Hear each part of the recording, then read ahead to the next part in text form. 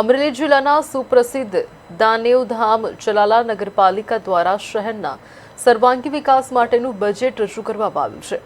આ બજેટ બેઠકમાં નગરપાલિકાના સભ્યો દ્વારા સર્વાનુમતે ₹9.91 લાખના વિકાસલક્ષી કામોને મંજૂરી આપવામાં આવી છે,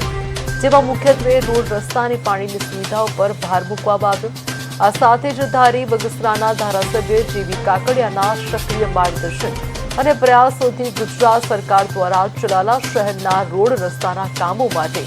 ₹27 કરોડ જેવી માતબર રકમ મંજૂર કરવામાં આવી છે।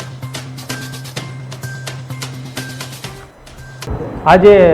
નેશનલ હાઈવેમાં જે સમાવેશ કરવામાં આવ્યો છે, સાવરકુંડલા ખાંભા જે ગેટ છે ત્યાંથી આપણો જે અમરેલીનો ગેટ છે ત્યાં સુધી નેશનલ હાઈવેના ₹27 કરોડ મંજૂર કરવામાં। આજની અમારી નગરપાલિકાની બેઠકમાં જે પોલીસ ચોકીથી